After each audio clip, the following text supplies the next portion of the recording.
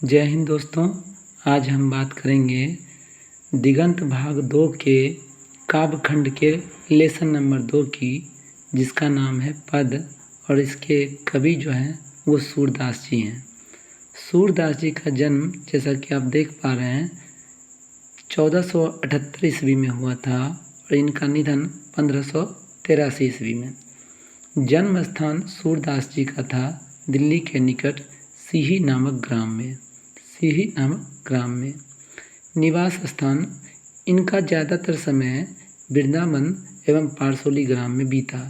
अपने जीवन का बहुत बड़ा हिस्सा इन्होंने यहाँ पर बिताया। शिक्षा की बात करें तो इन्होंने सेल्फ स्टडी यानी कि स्व अध्याय से ज्ञान हासिल किया। अभिरुचि की बात करें यानी इनका जो इंटरेस्ट था वो पर्यटन में, सत्संग और कृष्ण भक्ति, यानी कि घूमते फिरते हुए इन्होंने ज़िंदगी ज़्यादा गुजारी। सत्संग यानी कि एक सकारात्मक भाव से विचारों को सकारात्मक करने के लिए अच्छे लोगों के साथ इन्होंने समय गुजारे। और भगवान की भक्ति की बात करें तो इन्होंने कृष्ण भक्ति में अपना पूरा जीवन बिता दिया। कृष्ण के ये बहुत बड़े भक्त कहलाए। इनके दीक्षा गुरु थे महाप्रभु वल्लभाचार्य। इनके कैरेक्टर यानी कि व्यक्तित्व की बात करें तो जन्म से अंधे अथवा बड़े होने पर दोनों आँख चली जाती रही, यानी कि ठीक जानकारी इनके बारे में ज़्यादा उपलब्ध नहीं है कि ये जन्म से अंधे थे या बड़ा होने के बाद हुए। लेकिन अंधे तो थे और वही दोनों आँखों से। लेकिन जब वो श्री कृष्ण का वर्णन करते थे उतना खूबसूरत वर्णन कोई आँख वाला भी नहीं कर सकता था।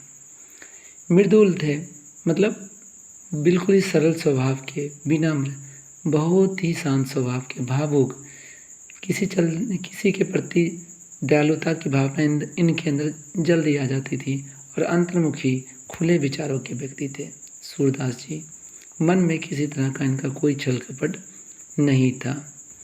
इनकी कृतियों की चर्चा कर लें तो इन्होंने अपने जीवन काल में सूरसागर, साहित्य लहरी और सुरसावली आदि काव्यखंड की रचना की। इनकी ये किताबें हैं जिनमें इनके काव्यखंड का अलग अलग रूप देखने को मिलेगा। अब हम यहाँ देखेंगे 2009 से 2025 के बीच पूछे गए प्रश्न। इस चैप्टर से, सूरदास चैप्टर से 2009 से 25 के बीच कितने क्वेश्चन पूछे गए हैं। तो सबसे पहला क्वेश्चन हम देख लेंगे, सूरदास का परिचय दें। ये 2009 में पूछा गया था। क्योंकि चैप्टर का में पूरी तरह से सूरदास के बारे में ही लिखा गया है, तो हम आगे पढ़ेंगे तो पूरी तरह से समझ जाएंगे। दूसरा क्वेश्चन है कि सूरदास की किसी एक पद का सारांश अपने शब्दों में लिखें। ये 2011 में पूछा गया था। आपकी जानकारी के लिए मैं बता दूं कि सूरदास जी ने इसमें 2 पदों की रचना की है, प्रथम पद और द्वितीय पद। दोनों में से किसी एक का वर्णन कर सकते हैं। तीसरा क्वेश्चन है कि कवि भगवान को जगाने के लिए क्या क्या करते हैं। ये 2019 में पूछा गया था, जैसा कि आप देख पा रहे होंगे। उसके बाद अगला क्वेश्चन है, कछु धरनी गिरावत छवि निरखती नंदरनिया। ये 2023 में पूछा गया था। अगला क्वेश्चन है, गाय किस ओर दौड़ पड़ी। 2024 में पूछा गया था। सूरदास के प्रथम पद का भावार्थ अपने शब्दों में लिखें। 2025 में पूछा गया था। 1-2 और भी हैं। अपुन खात नंद मुखनावत सो छवि कहत न बनिया। ये 2017 में। और आखिरी क्वेश्चन है, जागिए ब्रजराज कुंवर कवल कुसुम फूले, कुमुद वृंद संकुचित भय भृंग लता भूले। ये 2024 में पूछा गया था। तो कुल मिला के 2009 से 25 के बीच इस चैप्टर से 8 क्वेश्चन पूछे गए। अब इसके हम काव्यखंड पे चले आते हैं। जैसा कि तस्वीर में देख पा रहे हैं, 2 काव्यखंड इसमें दिए गए हैं पद। पहला हम पढ़ना स्टार्ट करते हैं। जागिए ब्रजराज कुंवर कवल कुसुम फूले, कुमुद वृंद संकुचित भय भृंग लता भूले। इसका अर्थ ये हुआ कि सूरदास जी ने माँ यशोदा द्वारा श्री कृष्ण जी को जगाने का वर्णन बड़ी खूबसूरती के साथ सरल शब्दों में किया है। जहाँ माँ यशोदा श्री कृष्ण को जगाते हुए कहती हैं, जागिए ब्रिज राजकुमार, ब्रिज के राजकुमार, अब आप जाग जाइए। कमल कुसुम फूले, क्योंकि कमल के फूल भी अब खिल चुके हैं, सवेरा हो चुका है। कुमुद वृंद संकुच भय, कमल से छोटा पौधा होता है कुमुदनी, जो रात में खिलता है, उसके बारे में बता रहे हैं कि वो भी पूरी तरह से मुरझा चुका है, अपने समय से वो जा चुका है। और लताएं, भृंग जो है लताओं को ढूंढ रही हैं। तो सब लोग अपना अपना काम कर रहे हैं, तो श्री कृष्ण आप भी जग जाइए। तमचूर खगरूर सुनहु, बोलत बन राई। तमचूर का मतलब होता है मुर्गा, खग मिस मतलब होता है पक्षी। मुर्गे और पक्षियों की आवाज़ से पूरा वन जो है ना गुंजायमान हो उठा है।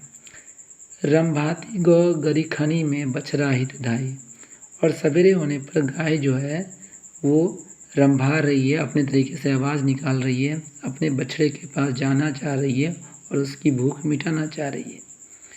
विधु मलिन रवि प्रकाशा, यहाँ आपको बता दो विधु मतलब होता है चाँद, मलिन मतलब चाँद अपना प्रकाश खो चुका है। जब सवेरा होता है तो चाँद की रोशनी जो है ना धीमी पड़ जाती है।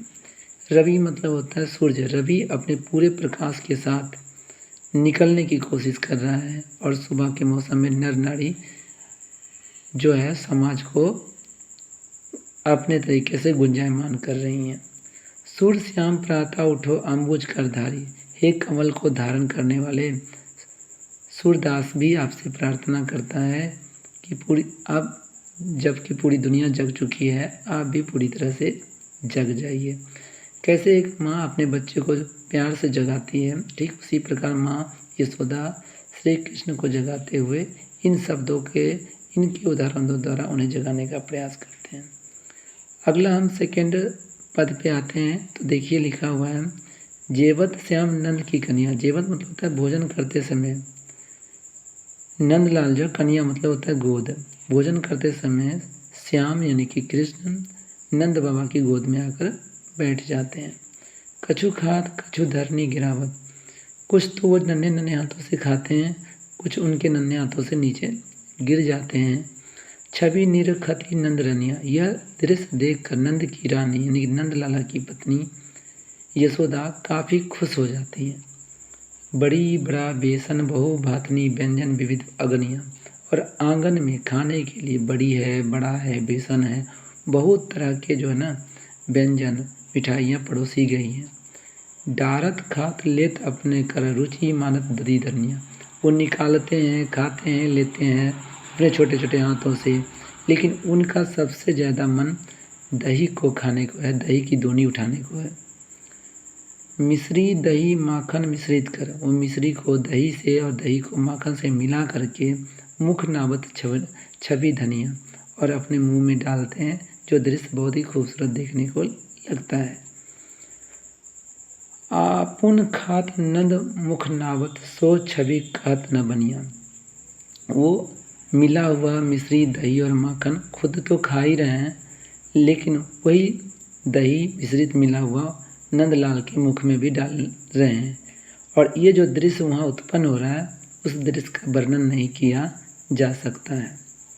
आगे देखते हैं, आगे कर रहा है, जो रस नंद जसोदा बिसलत सो नहीं तिहु बिमुनिया, जो आनंद माँ यशोदा को ये दृश्य देखने में आ रहा है, वो आनंद माँ यशोदा को तीनों लोग का दर्शन करने में भी नहीं आएगा, तीनों लोग घूमने पर भी नहीं आएगा। भोजन करी चंद नंद अचमन लिहो मांगत सूरज उठनिया, भोजन करने के बाद नंद लाला जब कुल्ला करते हुए निकल रहे हैं तो सूरदास जी कहते हैं, काश वो जूठा मुझे खाने को मिल जाता तो मेरे भाग्य खुल जाते, मेरा भी भाग उदय हो जाता, श्री कृष्ण का जूठा खाकर हम भी धन्य हो जाते। तो देखा दोस्तों, बहुत ही सिंपल तरीके से हमने इसका वर्णन किया है, और इन वर्णन से जो पीछे क्वेश्चन पूछे गए हैं उन सारे क्वेश्चनों का आंसर आप बखूबी लिख सकते हैं। उम्मीद करते हैं वीडियो आपको पसंद आया होगा। जय हिंद।